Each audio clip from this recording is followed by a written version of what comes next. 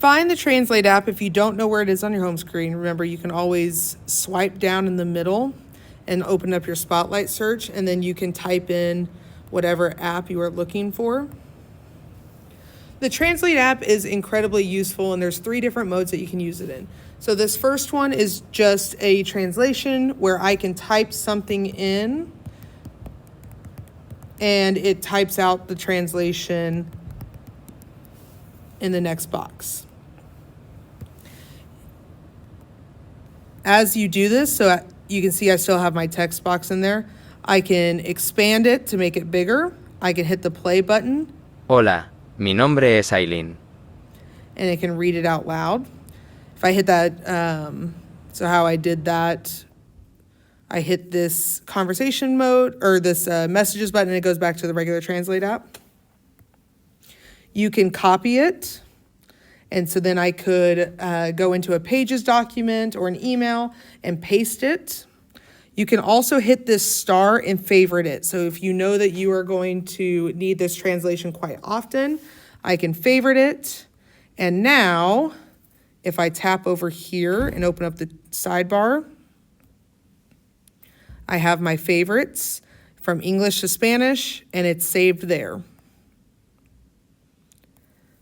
And I can keep a running stream going here as I keep doing different translations. You can also use the microphone. Hello, my name is Eileen. And it can translate that for me. I can have it read it in English. Hello, my name is Eileen. Or again, we can have it read it in Spanish like we did in the full screen Hola, mode. me llamo Aileen.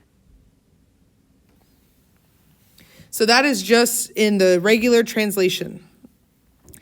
Camera can be incredibly useful if you use printed off notes or worksheets in your class. So I have a copy of my notes here. And I can take a picture of it. And it will translate everything on the page. And I have it set down here from English to Spanish. I can change my settings here. You can do that on the regular translation app as well. If I tap on a translation, so like if I tap on up here where I had my title correlation coefficient, it has what it detected as English. That can be read out loud. It can also read it in Spanish.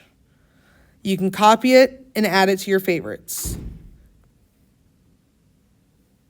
Coeficiente de correlación. So if you have students that need this translation, they can hear it in both languages. So this would be if you had printed off notes or worksheets or even the page of a book, they could do this with. I'm going to go back to my sidebar by hitting this rectangle up in the top left corner. And the last mode in the Translate app is conversation mode. Conversation mode is a useful tool. Instead of you and a student typing back and forth to each other, it's just a more natural way of having a conversation.